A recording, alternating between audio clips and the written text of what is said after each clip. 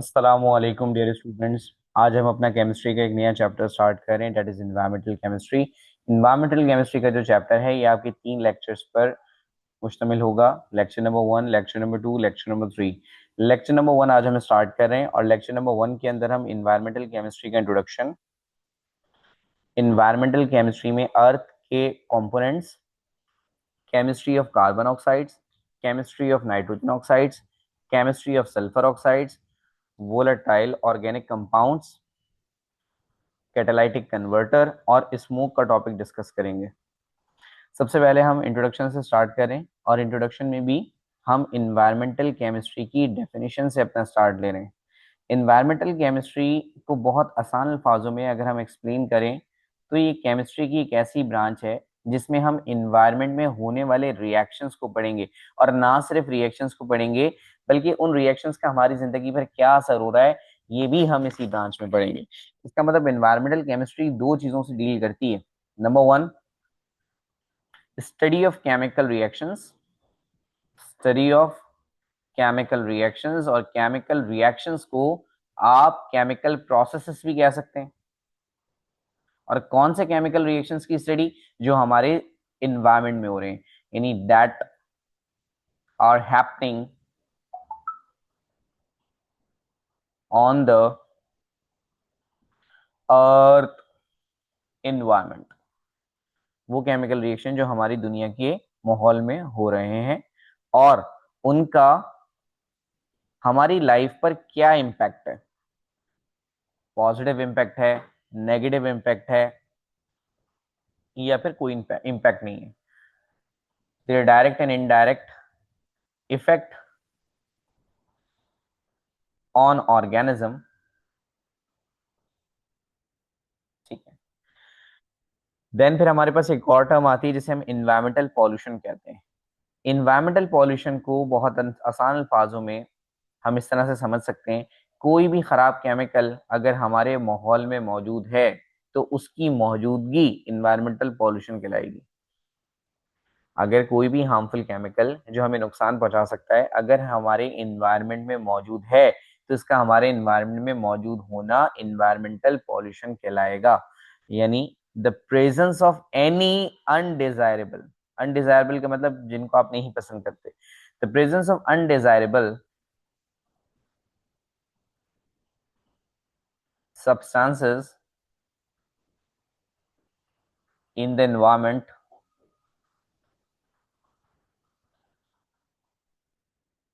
that harm human life, plants life, animal lives। तो in short हम इसे कह देते हैं नेचुरल बैलेंस ऑफ इकोसिस्टम, यानी कुदरत का जो एक निज़ाम है ये उसको तबाह कर रहा है। इस तरह की हर केमिकल की प्रेजेंस को हम कहते हैं एनवायरमेंटल पॉल्यूशन। खैर, अब हम बात करेंगे अर्थ एनवायरनमेंट के कंपोनेंट्स की। और अगर हम अर्थ एनवायरनमेंट के कंपोनेंट्स को देखें तो ये कंपोनेंट्स 4 तरह के होते हैं, जिनमें number 1 lithosphere, number 2 hydrosphere, number 3 biosphere, and the last is atmosphere. एक एक करके हम सारे के सारे कंपोनेंट्स को डिस्कस करते हैं। Number 1, lithosphere. लिथोस्फेयर में दुनिया का वो हिस्सा आ जाता है जो कि ऐसी मिट्टी से बना हुआ है, ऐसी मिट्टी से बना हुआ है जो कि जुड़ जुड़ के एक हार्ड कोट की फॉर्म में आ गई है। यानी यानी इसका मतलब हो गया lithosphere consist of earth crust. देखिए, क्रस्ट का मतलब होता है एक ऐसी लेयर जो कि हार्ड हो। तो जब मिट्टी जुड़ जुड़ के एक हार्ड कोट बना लेती है तो हम उसे क्रस्ट कहते हैं, अर्थ क्रस्ट कहते हैं। और साथ साथ आप इसमें ये भी लिख सकते हैं कि जहां पे रॉक्स मौजूद हैं, ठीक है, यानी पत्थर मौजूद हैं। अगर हम दूसरी लेयर की बात करें तो दूसरी लेयर कहलाती है हाइड्रोस्फीयर। हाइड्रोस्फीयर में वो एरिया आता है जो कि वाटर से कवर है। इसका मतलब हम इसे कैसे डिफाइन कर सकते हैं? इसे हम डिफाइन कर सकते हैं अंडरग्राउंड वाटर।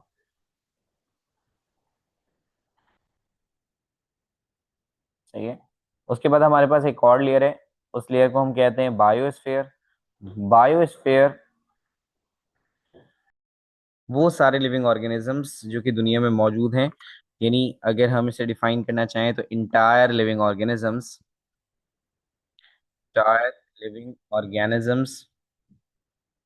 On earth. अब हमारे पास एक लास्ट लेयर है, दैट इज एट अच्छा, अब एटमॉस्फेयर को हम कैसे डिफाइन करते हैं? एटमॉस्फेयर को हम डिफाइन करते हैं कि ये एक खास एरिया है जो कि ज़मीन की सरफेस से स्टार्ट हो रहा है और तकरीबन 500 किलोमीटर ऊपर तक जा रहा है। यानी from earth surface to 500 kilometre above.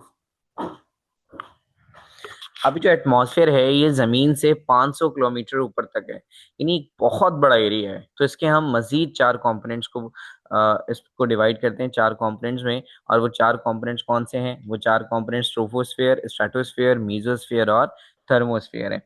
उससे पहले हम एक डायग्राम से इसको जरा क्लियरिफाई करने की कोशिश करते हैं।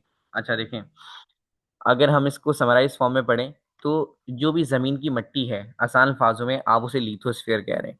जो भी दुनिया में पानी मौजूद है आप उसे हाइड्रोस्फेयर कह रहे हैं। ठीक है, जमीन से लेके 500 किलोमीटर ऊपर तक का फासला एटमॉस्फेयर कहला रहा है। और इन तीनों जगहों पे जहां जहां पर जानदार रहते हैं उन्हें हम बायोस्फीयर कहते हैं। अब जैसे अगर हम जमीन के नीचे की बात करें यानी कि लिथोस्फीयर की, तो लिथोस्फीयर में भी तो कीड़े मकोड़े रहते हैं, सांप रहते हैं। तो वो जो ऑर्गेनिजम्स हैं भाई वो भी बायोस्फीयर में आएंगे। इसी तरह से अगर पानी है यानी हाइड्रोस्फीयर है, तो पानी में तो फिशेस रहती हैं, जेलीफिश रहती है, ये सब किस में आएगा? ये भी सब बायोस्फीयर में आएगा। और एटमॉस्फेयर यानी हमारे आसपास, तो हमारे आसपास हमें जो है वो बर्ड्स, इंसेक्ट्स ये सब नजर आते हैं, ये भी सब किस में आएगा? बायोस्फीयर में आएगा। यानी हाइड चाहे वो लिथोस्फीयर हो, चाहे वो हाइड्रोस्फीयर हो, और चाहे वो एटमॉस्फेयर हो, अगर वहां पे लाइफ एग्जिस्ट करती है तो उस लाइफ एग्जिस्टिंग सेगमेंट को हम नाम देते हैं बायोस्फीयर का। ठीक है, अगर हम इसको एक डायग्राम से समझें, चलिए इस डायग्राम में जो आपको ये मिट्टी का पोर्शन नजर आ रहा है, ये मिट्टी का पोर्शन क्या है? लिथोस्फेयर। बट इस मिट्टी के पोर्शन में कुछ इंसेक्ट्स मौजूद होंगे। ये जो इंसेक्ट्स हैं, ये इस इस लिथोस्फेयर में मौजूद जो इंसेक्ट हैं, ये बायोस्फेयर के अंदर इंक्लूड होंगे। यानी बायोस्फेयर अलग से कोई सेगमेंट नहीं है, जबकि ये हाइड्रोस्फीयर, लिथोस्फीयर और एटमॉस्फेयर का ही वो पार्ट है जहां पे लाइफ एग्जिस्ट करती है। इसी तरह से जो पानी वाला पोर्शन आपको नजर आ रहा है ये हाइड्रोस्फीयर है। और इस पानी वाले पोर्शन में जाहिर है हमारे पास क्या मौजूद होंगी? फिशेस मौजूद होंगी। तो ये जो फिशेस मौजूद होंगी, ये फिशेस क्या कहलाएंगी? भाई ये फिशेस भी बायोस्फीयर कहलाएंगी। फिशेस भी क्या कहलाएंगी? बायोस्फीयर कहलाएंगी। इसी तरह से एटमॉस्फेयर के अंदर ये बर्ड्स मौजूद होंगे, तो ये बर्ड्स क्या कहलाएंगे बताइए? ये बर्ड्स भी बायोस्फीयर कहलाएंगे। तो जमीन से लेके 500 किलोमीटर ऊपर तक का फासला एटमॉस्फेयर है। जहां पर अर्थ में पानी है उसे हाइड्रोस्फीयर कहते हैं, और जो उसका जमीनी खुश्की वाला हिस्सा है उसे हम कहते हैं लिथोस्फीयर। और इन तीनों जगह पर जहां पे लाइफ एग्जिस्ट करती है, उस एग्जिस्टिंग लाइफ सेगमेंट को हम बायोस्फीयर कहते हैं। सिंपल। अब हम एटमॉस्फेयर के मजीद कंपोनेंट्स को पढ़ने जा रहे हैं जो कि चार होते हैं। कौन कौन से? Number one, troposphere. Number two, stratosphere. Number three, mesosphere. And last is thermosphere. Thermosphere. अब इनसे रिलेटेड जो पहली पहली बात आपने याद रखनी है वो क्या है कि ट्रोपोस्फेयर कहाँ से शुरू होती है? तो ये स्टार्ट होगी अर्थ सरफेस से। ये कहाँ से स्टार्ट होगी? अर्थ सरफेस से। और अर्थ सरफेस से ये स्टार्ट होके जाती है तकरीबन तकरीबन 11 किलोमीटर ऊपर तक। ठीक है, टू 11 किलोमीटर अबव। चले, इसी तरह से जो स्ट्रेटोस्फेयर है ये स्टार्ट कहाँ से होगी? ये 11 किलोमीटर अबव से स्टार्ट होगी। और ये कहाँ तक जाएगी? ये जाएगी 50 किलोमीटर अबव तक। और सिमिलरली ये जो मीजोस्फेयर है ये कहाँ से स्टार्ट होगी? ये 50 किलोमीटर से स्टार्ट होना शुरू होगी।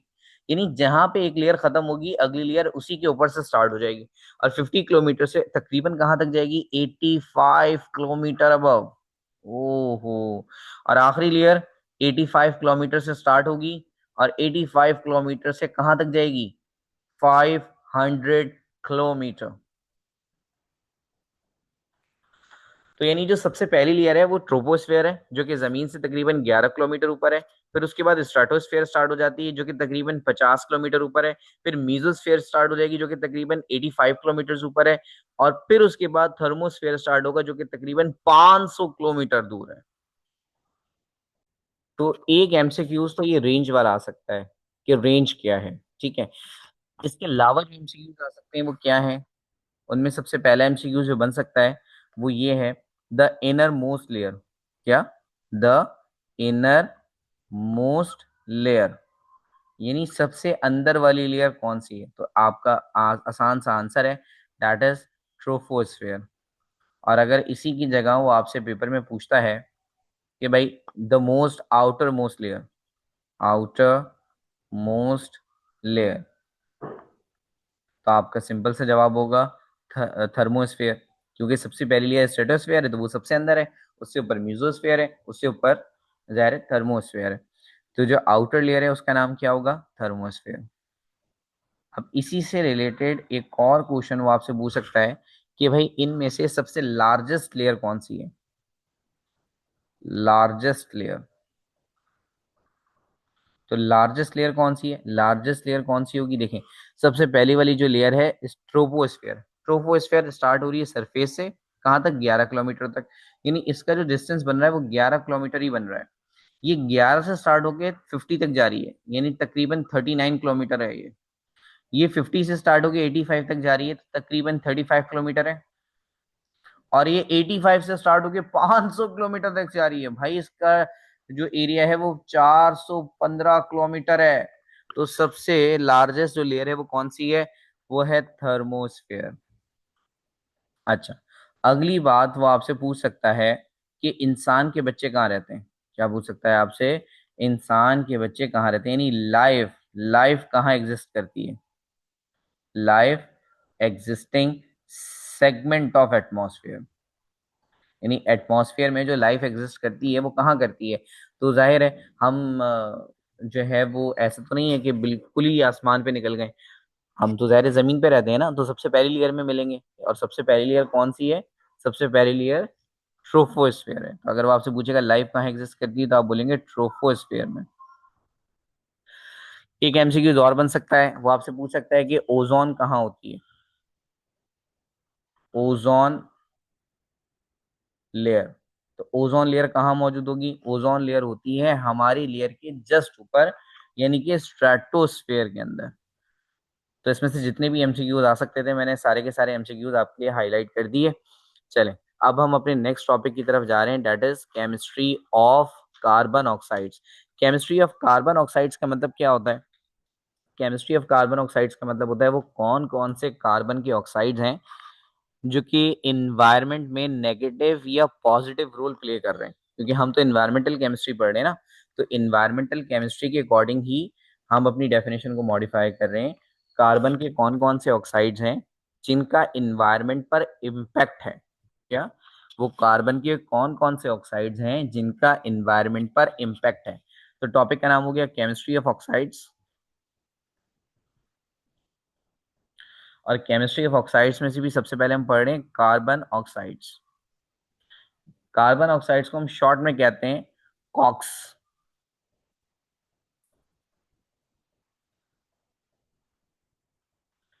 चलिए, अब पहली बात तो हमें ये पता होना चाहिए कि कार्बन की कितने ऑक्साइड्स मौजूद होते हैं। तो बेटा कार्बन के दो ही ऑक्साइड्स होते हैं, जिनमें से एक ऑक्साइड को हम कहते हैं carbon monoxide, that is CO, carbon monoxide. और इसका जो दूसरा ऑक्साइड होता है यानी कि CO2, जिसे हम कहते हैं कार्बन डाइऑक्साइड। अब जो कार्बन मोनोऑक्साइड और कार्बन डाइऑक्साइड है इनमें से हार्मफुल कौन होता है, इनमें से जो ज्यादा हार्मफुल है वो है carbon monoxide. So carbon monoxide is more harmful, जबकि कार्बन डाइऑक्साइड भी हार्मफुल है, बट कार्बन मोनोऑक्साइड के मुकाबले में लेस हार्मफुल है। तो है तो दोनों ही हार्मफुल, बट हम का अगर कंपैरिजन की बात करें तो कार्बन मोनोऑक्साइड ज्यादा हार्मफुल है और कार्बन डाइऑक्साइड कम हार्मफुल है। अब हमें ये बात भी पता होनी चाहिए कि ये कार्बन ऑक्साइड जो हैं ये बनते कैसे हैं। देखिए, यानी कि हम ये पता करना चाह रहे हैं कि इनकी सोर्स क्या है। तो जब भी कोई चीज जलती है तो धुआं उठता है, और वो धुआं किस चीज का होता है? वो धुआं कार्बन ऑक्साइड्स का होता है, जिसमें कार्बन मोनोऑक्साइड भी शामिल होता है और कार्बन डाइऑक्साइड भी शामिल होता है। अगर आप किसी चीज को कंप्लीटली जलाओगे तो आपके पास कार्बन डाइऑक्साइड बनेगी, और अगर आप किसी चीज को इनकम्प्लीटली जलाओगे तो आपके पास बनेगी कार्बन मोनोऑक्साइड। अब कंप्लीटली और इनकम्प्लीटली का मतलब क्या है? अगर आप बर्निंग के टाइम पे लिमिटेड ऑक्सीजन सप्लाई करेंगे, क्या सप्लाई करेंगे? अगर आप बर्निंग के टाइम पे लिमिटेड सप्लाई करेंगे ऑक्सीजन की, तो अल्टीमेटली जो प्रोडक्ट होगा वो कम ऑक्सीजन वाला बनेगा, जिसका नाम होगा कार्बन मोनोऑक्साइड। और अगर आप किसी भी चीज को जला रहे हैं लेकिन आपने ऑक्सीजन की सप्लाई बहुत अच्छी रखी है, तो बनने वाली चीज क्या कहलाएगी? बनने वाली चीज कहलाएगी कार्बन डाइऑक्साइड। खैर, फॉर एग्जाम्पल आप कंटेनर में फ्यूल लेते हैं और उस फ्यूल को आप जला रहे हैं, और आपने सिलेंडर से ऑक्सीजन का नोजल पूरा खोल दिया, तो बहुत अच्छी सप्लाई आ रही है ऑक्सीजन की। तो ज़ाहिर है आपके पास जो चीज़ बनेगी आप उसे क्या बोलेंगे? Carbon dioxide. और अगर आपने वो ही नोजल थोड़ा सा खोला है, अब जो ऑक्सीजन आएगी वो अटक अटक अटक अटक अटक अटक के आ रही होगी, तो ज़ाहिर है वो फ्यूल बहुत अच्छे से नहीं जलेगा, इसे हम कहते हैं इनकम्प्लीट बर्निंग। तो अब जो गैस बनेगी वो कार्बन मोनोऑक्साइड होगी। ठीक है। तो जब आप किसी चीज को अच्छी ऑक्सीजन यानी ज्यादा ऑक्सीजन की मौजूदगी में जलाते हैं तो कार्बन डाइऑक्साइड बनती है, और अगर कम ऑक्सीजन की मौजूदगी में जलाते हैं तो कार्बन मोनोऑक्साइड बनती है। तो सोर्सेज क्या है? सोर्सेज तो बर्निंग है। अब मैं जर्नल सोर्सेज लिख रहा हूँ, जैसे कंबस्शन ऑफ फ्यूल, आप फ्यूल को जला रहे हैं, जैसे कि पेट्रोल, जैसे कि सुई गैस, जैसे कि सीएनजी। एक इसकी सोर्स तो ये है। इसके अलावा जब हम पेट्रोलियम को रिफाइन करते हैं तब भी हमारे पास कार्बन डाइऑक्साइड प्रोड्यूस होता है, तो हम लिख रहे हैं रिफाइनिंग ऑफ पेट्रोलियम। इसके अलावा कभी कभी जंगलात में आग लग जाती है, जिसे हम कहते हैं फॉरेस्ट फायर। कैसे लग जाती है? आपको पता है, आसमान पर बिजली कड़कती है, और अगर वही बिजली जंगलात में गिर जाए तो ज़ाहिर है जंगल में आग लगना स्टार्ट हो जाती है। तो चाहे आप फ्यूल जला रहे हो, चाहे आप पेट्रोलियम की रिफाइनिंग कर रहे हो, चाहे फॉरेस्ट फायर हुआ है, तीनों केसेस में कार्बन डाइऑक्साइड और कार्बन मोनोऑक्साइड प्रोड्यूस होंगी। अगर कंप्लीट बर्निंग है तो कार्बन डाइऑक्साइड, अगर इनकम्प्लीट बर्निंग है तो कार्बन मोनोऑक्साइड। अब इम्पॉर्टेंट ये है कि ये जो है ये करता क्या है, यानी इसका इम्पैक्ट क्या है, इफेक्ट क्या है। तो इफेक्ट दोनों के अलग अलग हैं, मैं दोनों के अलग अलग इफेक्ट आपको बता रहा हूँ। अगर हम बात करते हैं कार्बन डाइऑक्साइड की, तो जो कार्बन डाइऑक्साइड है ये कॉज करती है सफोकेशन। सफोकेशन का मतलब आपको सांस लेने में मुश्किल पेश करेगी, क्योंकि हम सबको पता है कि हमारी जो रेस्पिरेटरी गैस है वो ऑक्सीजन है, जबकि कार्बन डाइऑक्साइड को तो हम एक्सेल करते हैं। तो अगर एटमॉस्फेयर में कार्बन डाइऑक्साइड बहुत ज़्यादा होगी तो हमें सांस लेने में मुश्किल होगी, और साथ साथ हमें सांस से रिलेटेड प्रॉब्लम्स होना स्टार्ट हो जाएंगी, यानी कि रेस्पिरेटरी डिसऑर्डर्स। तो दो कंडीशंस हैं, एक सफोकेशन है और फिर एट लास्ट रेस्पिरेटरी डिसऑर्डर्स। जबकि अगर हम कार्बन मोनोऑक्साइड की बात करते हैं, तो कार्बन मोनोऑक्साइड क्या करती है? ये जो कार्बन मोनोऑक्साइड है ये कंबाइन होती है किसके साथ? अल्ट्रा वायलेट लाइट के साथ, यानी यूवी लाइट के साथ। और यूवी लाइट से कंबाइन होने के बाद ये बना देती है स्मोग। क्या बना देती है ये? स्मोक बना देती है। अभी स्मोक का टॉपिक हमारा आएगा, उसमें हम स्मोक को डिटेल में डिस्कस करेंगे। अच्छा, एक कार्बन डाइऑक्साइड की सोर्स और है, वो मैं आपको बता रहा हूँ। एनदर लिविंग, या आप इसे लिविंग सोर्स कह लें, living source of carbon dioxide. आपको पता है, जब हम सांस लेते हैं तो हम ऑक्सीजन को इनहेल करते हैं। जब हम सांस लेते हैं तो हम ऑक्सीजन को इनहेल करते हैं, और कार्बन डाइऑक्साइड को क्या करते हैं, एक्सहेल करते हैं। क्योंकि हम कार्बन डाइऑक्साइड को एक्सहेल कर रहे हैं, इस वजह से भी एटमॉस्फेयर में कार्बन डाइऑक्साइड का लेवल बढ़ रहा है। अब हम जा रहे हैं जल्दी से केमिस्ट्री ऑफ सल्फर ऑक्साइड्स की तरफ। जो सल्फर ऑक्साइड्स हैं वो भी दो तरह के होते हैं। तो हमारे टॉपिक का नाम है केमिस्ट्री ऑफ सल्फर ऑक्साइड। और सल्फर ऑक्साइड्स को अगर हम शॉर्ट में लिखना चाहें तो इसे हम कहते हैं सॉक्स। क्या कहते हैं, सॉक्स, यानी कि SOX। चलिए, अब कितनी तरह की गैसेस हैं, दो तरह की गैसेस हैं। एक का नाम है सल्फर डाइऑक्साइड जिसका फॉर्मूला है SO2, और इससे रिलेटेड एक दूसरी गैस है जिसका नाम है SO3, यानी कि सल्फर ट्राइऑक्साइड।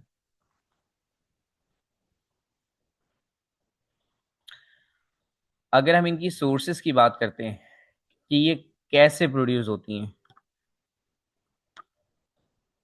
तो सोर्सेज में सबसे पहली चीज है वोल्केनिक इरप्शन। शायद आपने वोल्केनिक का नाम पहले भी सुना हो, वोल्केनिक इरप्शन, यानी वोल्केनो जब जनरेट होता है तो वोल्केनो की वजह से जो गैस जनरेट होती है वो है सल्फर डाइऑक्साइड और सल्फर ट्राइऑक्साइड। अब वॉल्केनिक इरप्शन क्या है, वॉल्केनिक इरप्शन का मतलब होता है कि पहाड़ में इतनी गर्मी प्रोड्यूस हो गई कि वो पहाड़ जो है वो फटे, और पहाड़ फटने के बाद उसमें से तीन तरह के कंपोनेंट्स निकलना स्टार्ट हो गए। और वो तीन तरह के कंपोनेंट्स कौन कौन से होते हैं, सबसे पहले मैग्मा, मैग्मा के बाद गैसेस, और नंबर थर्ड पर आता है एशेस। एशेस का मतलब होता है राख। मैग्मा क्या है, मैग्मा को आप लावा भी कह सकते हैं, और मैग्मा को आप मोल्टन माउंटेन भी कह सकते हैं, या मोल्टन रॉक्स भी कह सकते हैं। ठीक है, तो ये जो गैसेस यहाँ प्रोड्यूस हो रही हैं, इन गैसेस में कौन शामिल है, सल्फर डाइऑक्साइड और सल्फर ट्राइऑक्साइड। चले, अब हम इसके इफेक्ट की तरफ जाते हैं कि इसका ह्यूमन लाइफ पर या अदर एनिमल्स लाइफ पर क्या इम्पैक्ट है। तो ये क्या करता है, ये नेगेटिव, ये पहले हम इसको प्लांट की बेस पे देख लेते हैं कि प्लांट की बॉडी में क्या कॉज कर रहा है। ये प्लांट्स की बॉडी में नेगेटिव रोल प्ले कर रहा है क्रॉप प्रोडक्शन पे, यानी डिस्ट्रॉय क्रॉप्स। और अगर हम इसे एनिमल के रिस्पेक्ट से देखें तो एनिमल्स के अंदर ये दो तरह की बीमारियां कॉज करता है, जिनमें से एक रेस्पिरेटरी डिसऑर्डर्स हैं और दूसरा कार्डिक, यानी सांस और दिल से रिलेटेड बीमारियों को ये कॉज करता है। बहरहाल, चलें, अब हम जा रहे हैं अपने तीसरे ऑक्साइड्स की तरफ, यानी कि केमिस्ट्री ऑफ नाइट्रोजन ऑक्साइड्स, जिसे हम प्यार से नॉक्स भी कहते हैं। केमिस्ट्री ऑफ नाइट्रोजन ऑक्साइड्स, यानी कि नॉक्स। जिस तरह से हमने कॉक्स की बात करी, सॉक्स की बात करी, इसी तरह से हम नॉक्स की बात करेंगे। यानी नॉक्स भी दो ही तरह के होते हैं। एक को हम कहते हैं जो कि हार्मफुल है ज्यादा, एक को हम कहते हैं नाइट्रिक ऑक्साइड, और दूसरे को हम कहते हैं नाइट्रोजन डाइऑक्साइड। नाइट्रिक ऑक्साइड कौन है, NO। NO को हम नाइट्रिक ऑक्साइड कहते हैं, जबकि NO2 को हम कहते हैं नाइट्रोजन डाइऑक्साइड। Nitrogen dioxide. फिर वही बात, हमें क्या पढ़नी पड़ेंगी, सोर्सेस, कि ये गैसेस हमारे पास कहाँ से आ रही हैं। तो ये जो गैसेस हैं ये हमारे पास फॉसिल फ्यूल को बर्न करने से आती हैं। अब वो चाहे कोयला जल रहा है, चाहे वो पेट्रोल जल रहा है, चाहे वो नेचुरल गैस जल रही है, बट आप कहेंगे कि कार्बन ऑक्साइड्स भी तो वहीं से निकल रहे थे। तो कार्बन ऑक्साइड्स भी वहीं से निकलते हैं, नाइट्रोजन ऑक्साइड्स भी वहीं से निकलते हैं, बस फर्क क्या है, अगर अगर वो बहुत ही हाई टेम्परेचर पे जलेंगे तो अब कार्बन ऑक्साइड्स के बजाय नाइट्रोजन ऑक्साइड्स बनना स्टार्ट हो जाएंगे। फॉर एग्जाम्पल, आप ये समझ लें कि आप एक गाड़ी चला रहे हैं और उस गाड़ी में ज़ाहिर फ्यूल जल रहा है, और फ्यूल जलने की वजह से कार्बन डाइऑक्साइड और कार्बन मोनोऑक्साइड प्रोड्यूस हो रहे हैं। लेकिन गाड़ी चलाते चलाते आपको 2 3 4 घंटे गुजर गए। अब गाड़ी का इंजन इतना गर्म हो चुका है, इतना गर्म हो चुका है कि उसका टेम्परेचर एक्सेसिवली हाई हो चुका है। तो इस एक्सेसिव हाई टेम्परेचर की वजह से जो केमिकल रिएक्शन है अब वो थोड़ा सा ऑल्टर हो जाएगा, और कार्बन ऑक्साइड्स कार्बन डाइऑक्साइड्स के बजाय वो नाइट्रोजन और नाइट्रोजन डाइऑक्साइड्स बनाएगा। ठीक है, यानी सोर्सेस सेम है, सोर्सेस सेम है, बस सिर्फ और सिर्फ हाई टेम्परेचर का फर्क है। तो इसका मतलब ये है कि कंबशन ऑफ फ्यूल, अब उस फ्यूल के अंदर पेट्रोल भी आ सकता है, उस फ्यूल के अंदर कोल भी आ सकता है। जैसे अगर हम ट्रेन की बात करें, रेलगाड़ी की, तो रेलगाड़ी में कोयला डलता है, कोयला जलता है। और इसके अलावा हम नेचुरल गैस की भी बात कर सकते हैं। अच्छा, अब ई कैट और इंट्री टेस्ट से इंपॉर्टेंट जो एमसीक्यूज हैं, देखिए वो आपसे ये नहीं पूछेगा कि यार ये जलने से वो जलने से, यहाँ जो डिफरेंस है ना वो है हाई टेम्परेचर का। तो आपने वो बातें याद रखनी है जो बाकी चीजों से अलग हैं। तो हो सकता है वो आपसे पूछे कि भाई हाई टेम्परेचर पर कौन सी गैस प्रोड्यूस होती है। ठीक है, फॉसिल फ्यूल को जलाने से या फ्यूल को जलाने से जो हाई टेम्परेचर पे गैस प्रोड्यूस होती है वो कौन सी होती है। तो हम यहाँ पे भी मेंशन कर रहे हैं एट हाई टेम्परेचर। चलें, अब हम जा रहे हैं जल्दी से इफेक्ट्स की तरफ। इसके क्या इफेक्ट हैं? ये जो NO और NO2 गैस है, ये हार्मफुल है एयर के लिए। और ये क्या काम करती हैं? ये दो काम कर रही हैं। एक तो ये एसिड रेन को बना रही है, एक तो ये बना रही है एसिड रेन को, और दूसरा ये बना रही है ओजोन को। अब ये जो ओजोन है ये हमारे लिए पॉजिटिव इम्पैक्ट भी रखती है, नेगेटिव इम्पैक्ट भी रखती है। इंपॉर्टेंट क्या है इसकी लोकेशन। अगर ये एटमॉस्फेयर की पहली लेयर में मौजूद है, यानी कि ट्रोपोस्फेयर जहां हम रहते हैं, तो ये नेगेटिव रोल प्ले करेगी। कैसे नेगेटिव रोल प्ले करेगी वो अभी मैं आपको एक्सप्लेन करता हूं। दूसरी बात, अगर ये एटमॉस्फेयर की दूसरी लेयर में मौजूद है, यानी कि स्ट्रेटोस्फेयर में मौजूद है, तो फिर ये पॉजिटिव रोल प्ले करेगी। कैसे, वो भी मैं आपको बताता हूं। चलिए, तो अगर मान लें कि जो ओजोन है, ये ओजोन मौजूद है स्ट्रेटोस्फेयर में। स्ट्रेटोस्फेयर में ये ओजोन जो है वो पॉजिटिव रोल प्ले करती है। और इसका क्या रोल है? ये एक खास लेयर है, ये खास लेयर है जो कि क्या करती है, सूरज से निकलने वाली दो तरह की रेडिएशंस में से एक तरह की रेडिएशन को रोक लेती है। अब सूरज से कौन सी तरह की रेडिएशंस निकलती हैं? दो रेडिएशंस निकलती हैं, जिनमें से एक को हम कहते हैं अल्ट्रा वायलेट लाइट, जो कि हमारे लिए नुकसानदेह। और इसके बरक्स अगर हम दूसरी लाइट की बात करें, तो दूसरी तरह की जो लाइट है वो है विजिबल लाइट। विजिबल लाइट हमारे लिए नुकसान नहीं है। अब ये ओजोन की लेयर क्या करती है? ये ओजोन की लेयर अल्ट्रावायलेट लाइट को तो यहीं रोक लेती है, अल्ट्रावायलेट लाइट को नीचे जाने नहीं देती, लेकिन विजिबल लाइट को नीचे पेनिट्रेट करने देती है। तो ये विजिबल लाइट को पास कर देती है, जबकि यूवी लाइट को रोक लेती है। यानी वो लेयर, ये वो लेयर है जो हार्मफुल लाइट को हम तक पहुंचने से रोक रही है, ताकि हमें स्किन से रिलेटेड बीमारियां ना हो। तो ये तो हो गया इसका पॉजिटिव रोल, और इसको अगले लेक्चर में हम और डिटेल में डिस्कस करेंगे। अब आ जाए ओजोन के नेगेटिव रोल की तरफ। ओजोन कहाँ मौजूद है? ट्रोपोस्फेयर में। अगर मौजूद है तो ये नेगेटिव रोल प्ले करेगी। क्यों नेगेटिव रोल प्ले करेगी? क्योंकि यहाँ पे हम रहते हैं, यहाँ पर हम रहते हैं। और सोचें सोचें सोचें, हमारे ब्लड के अंदर ऑक्सीजन शामिल होती है, तो वो ब्लड कहलाता है ऑक्सीजनेटेड ब्लड। वो ब्लड क्या कहलाता है? Oxygenated blood. इस वक्त आप ब्लड के अंदर एक ऐसी चीज शामिल कर रहे हो जिसका मास कितना है? 32। क्यों? ऑक्सीजन का मास 16 होता है, और अगर आप इसे 2 से मल्टीप्लाई करेंगे तो ये 32 हो जाएगा। तो आप ब्लड में एक ऐसी ऑक्सीजन सप्लाई कर रहे हो जिसका मास 32 है, दैट्स फाइन। लेकिन अगर ये हमारे आसपास मौजूद होगी, कौन? ओजोन, तो ब्लड से ऑक्सीजन के साथ साथ ओजोन भी बाइंड करेगी, ओजोन भी बाइंड करेगी। और जब ये ओजोन बाइंड करेगी तो हम इसे कहेंगे ओजोनेटेड ब्लड। क्या बोलेंगे? Ozonated blood. और यहां जो ऑक्सीजन आपने बाइंड की है, तो ऑक्सीजन का मास होता है 16, बट ऑक्सीजन 3 है, तो 16 3 48। अब ये जो ब्लड है, ये ब्लड डेंस हो गया है, और इस ब्लड के डेंस होने की वजह से ये इजीली फ्लो नहीं कर सकता।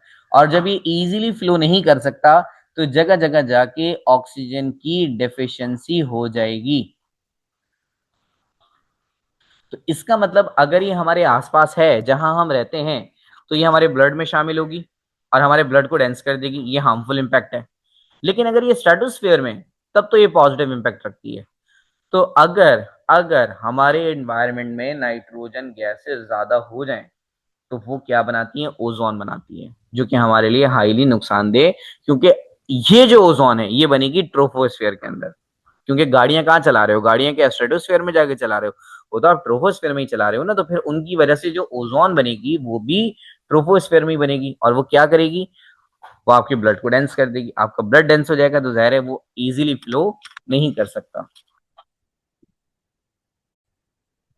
अब हमारे पास लास्ट पॉल्यूटेंट है जिनका नाम है वोलेटाइल सॉल्वेंट या वोलेटाइल ऑर्गेनिक सॉल्वेंट्स। चलें बेटा, वोलेटाइल का मतलब क्या होता है, जो एवापोरेट हो सके, जैसे पेट्रोल, जैसे थिनर। तो वोलेटाइल का मतलब जो रूम टेम्परेचर पर एस्केप हो सके। ऑर्गेनिक का मतलब आप समझ लें नेचुरल। सॉल्वेंट्स का मतलब लिक्विड्स। तो वोलेटाइल ऑर्गेनिक सॉल्वेंट्स का मतलब हो गया ऐसे लिक्विड्स जो कि एवापोरेट हो सकते हैं। अब इन्हें शॉर्ट में क्या बोलोगे, इन्हें हम शॉर्ट में प्यार से बोलते हैं वॉक्स। क्या बोलते हैं भाई, वॉक्स। चलें, अब ये जो सब्सटेंसेस हैं, पहली बात तो इनकी एग्जांपल्स क्या क्या हैं। इनकी एग्जांपल्स में एक तो आ जाता है बेंजीन, फिर हमारे पास आ जाता है टोलीन, और इसके साथ साथ हमारे पास आ जाता है form aldehyde. Form aldehyde itself तो एक गैस है, बट ये सॉल्यूशन की फॉर्म में वोलेटाइल है। अच्छा, अब इसके हार्मफुल इफेक्ट्स हैं क्या, इसके जो हार्मफुल इफेक्ट्स हैं वो क्या है।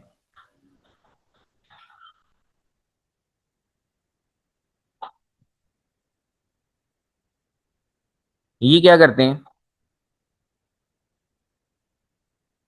जैसे ही ये एक्सपोज्ड होते हैं अल्ट्रावायलेट लाइट के साथ, यानी यूवी लाइट, जैसे ही इन पर यूवी लाइट एक्सपोज होती है, तो ये अपने आप को कन्वर्ट कर लेते हैं किसके अंदर, ओजोन के अंदर, यानी ओजोन बनाते हैं।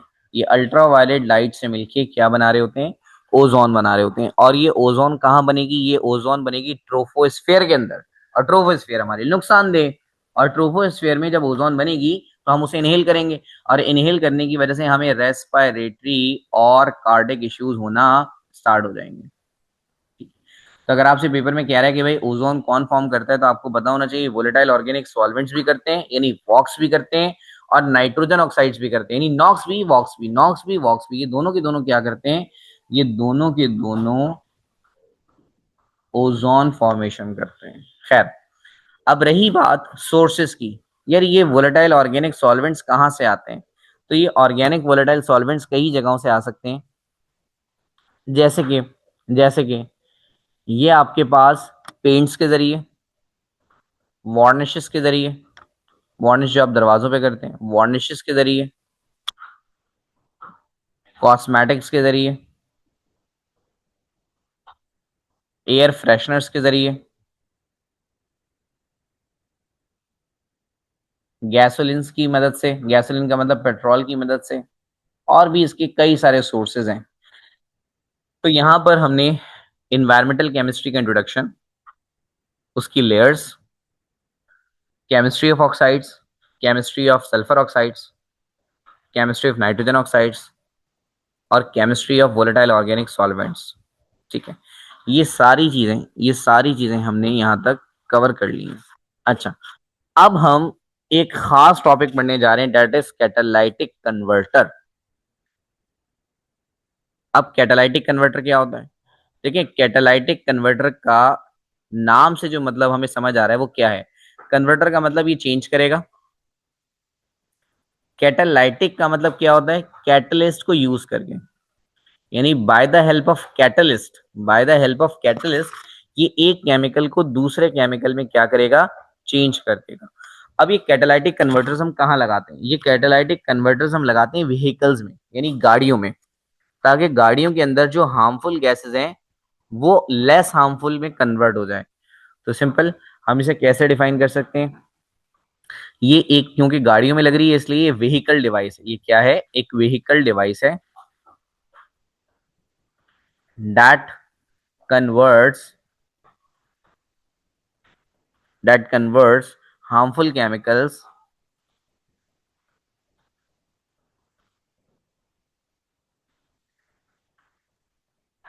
to less harmful chemicals, जो कि ज्यादा हार्मफुल केमिकल्स को कन्वर्ट कर रहा है लेस हार्मफुल केमिकल्स में। अब ये जो कैटालाइटिक कन्वर्टर है, ये कैटालाइटिक कन्वर्टर कितनी तरह का होगा? ये कैटालाइटिक कन्वर्टर 3 तरह का होगा। कौन कौन सा? एक जो कार्बन ऑक्साइड्स पे काम करेगा, एक जो नाइट्रोजन ऑक्साइड्स पे काम करेगा, और एक जो वोलेटाइल ऑर्गेनिक सॉल्वेंट्स पे काम करेगा। तो फिर सल्फर ऑक्साइड्स के लिए कैटालाइटिक कन्वर्टर क्यों नहीं है? क्योंकि सल्फर ऑक्साइड जो बन रहे हैं वो तो वोल्केनिक इरप्शन की वजह से बन रहे हैं, वो गाड़ियों से थोड़ी निकल रहे हैं। सल्फर ऑक्साइड्स गाड़ियों से नहीं निकलते। क्योंकि सल्फर ऑक्साइड्स गाड़ियों से नहीं निकलते, तो फिर उनका कैटालाइटिक कन्वर्टर हम कैसे बनाएंगे? बताएं, बना ही नहीं सकते। तो कैटालाइटिक कन्वर्टर सिर्फ 3 चीजों का होगा, यानी उन जगहों पे लगाया जाता है जहां पर पॉल्यूशन जो है वो व्हीकल्स यानी गाड़ियों की वजह से हो रही है। तो एक कैटालाइटिक कन्वर्टर होगा जो कि आपके पास कार्बन ऑक्साइड्स के लिए होगा। तो पहला कन्वर्टर हम पढ़ने जा रहे हैं सीओ कन्वर्टर, यानी कार्बन मोनोऑक्साइड कन्वर्टर। अब कार्बन मोनोऑक्साइड कन्वर्टर क्या करेगा? कार्बन मोनोऑक्साइड कन्वर्टर क्या करता है? ये गाड़ियों में लगा हुआ होता है और ये कार्बन मोनोऑक्साइड को कन्वर्ट कर देता है किसके अंदर? कार्बन डाइऑक्साइड के अंदर। अब हमें इतनी बात पता है कि कार्बन मोनोऑक्साइड ज्यादा हार्मफुल है और कार्बन डाइऑक्साइड कम हार्मफुल है। तो इसने मोर हार्मफुल को किसमें कन्वर्ट कर दिया? लेस हार्मफुल में।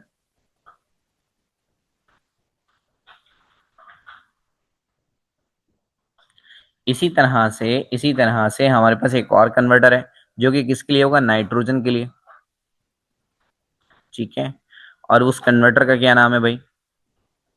उस कन्वर्टर का नाम है nitric oxide converter, NO converter. जैसे पहला सीओ कन्वर्टर था, तो अब जो कन्वर्टर है वो कौन सा है? NO converter. चले, अब ये कन्वर्टर क्या करेगा? ये कन्वर्टर एनओ को कन्वर्ट कर देगा किसके अंदर? नाइट्रोजन गैस के अंदर और ऑक्सीजन गैस के अंदर। क्योंकि नाइट्रोजन गैस में 2 नाइट्रोजन है, ऑक्सीजन गैस में 2 ऑक्सीजन है, तो इसे बैलेंस करने के लिए यहां भी आप 2 लगा दीजिए। अब आपको इतनी बात पता है, ये एनओ तो मोर हार्मफुल है, जबकि नाइट्रोजन और ऑक्सीजन गैस तो बिल्कुल ही लेस हार्मफुल है, बिल्कुल ही लेस। यहां तक कि तो ऑक्सीजन तो यूजफुल है। अब हमारे पास जो तीसरा कैटालाइटिक कन्वर्टर है, उस तीसरे कैटालाइटिक कन्वर्टर का नाम है हाइड्रोकार्बन कन्वर्टर। क्या है? Hydrocarbon converter. हाइड्रोकार्बन कन्वर्टर का मतलब जो वोलेटाइल ऑर्गेनिक सॉल्वेंट्स के लिए इस्तेमाल हो रहा था। ठीक है, वोलेटाइल ऑर्गेनिक सॉल्वेंट्स के लिए इस्तेमाल हो। तो हाइड्रोकार्बन कन्वर्टर। अब हाइड्रोकार्बन कन्वर्टर क्या करेगा? Hydrocarbon converter volatile organic substances को कन्वर्ट कर देगा किसके अंदर? कार्बन डाइऑक्साइड के अंदर, नाइट कार्बन डाइऑक्साइड के अंदर और वाटर के अंदर। किसमें? कार्बन डाइऑक्साइड के अंदर और वाटर के अंदर। यानी ये क्या कर रहा है? ये वॉक्स को कन्वर्ट कर रहा है कार्बन डाइऑक्साइड में और वाटर के अंदर। अब जहर वोलेटाइल ऑर्गेनिक सॉल्वेंट्स तो ज्यादा नुकसान दें, जबकि कार्बन डाइऑक्साइड और वाटर क्या है? कम नुकसान दे। तो ये क्या कर रहा है? सिंपली मोर हार्मफुल को कन्वर्ट कर रहा है लेस हार्मफुल में। अब ये जो हमने पढ़ा टॉपिक, इसका नाम था कैटालाइटिक कन्वर्टर। तो कैटालाइटिक कन्वर्टर का मतलब कन्वर्ट तो कर रहा है, बट किसकी मदद से कन्वर्ट कर रहा है? कैटलिस्ट की मदद से कन्वर्ट कर रहा है। तो अब हमें इतनी भी बात पता होनी चाहिए कि कैटालाइटिक कन्वर्टर के अंदर हम कौन कौन से कैटलिस्ट यूज कर सकते हैं, यानी कैटालाइटिक कन्वर्टर जो है वो कौन कौन से कैटलिस्ट को यूज करते हुए अपना काम करता है। यानी कि catalyst used in catalytic converter, chemical use in catalytic converter. तो प्यारे बच्चों, ये 3 तरह के केमिकल्स हैं, जिनमें से एक का नाम है platinum, second is palladium and third is rhodium.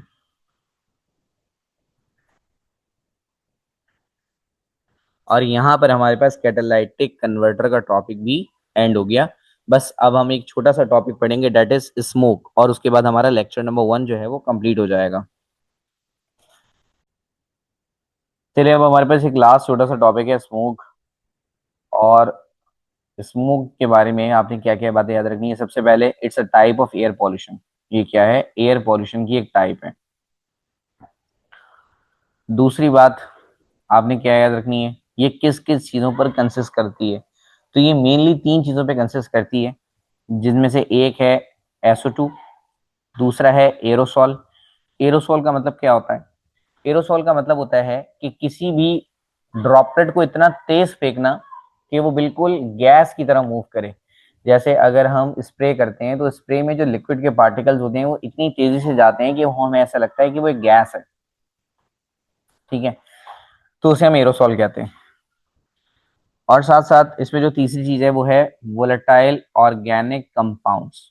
Volatile organic compounds या फिर वोलेटाइल ऑर्गेनिक सॉल्वेंट्स। ठीक है, जिसे हम वॉक्स कहते हैं।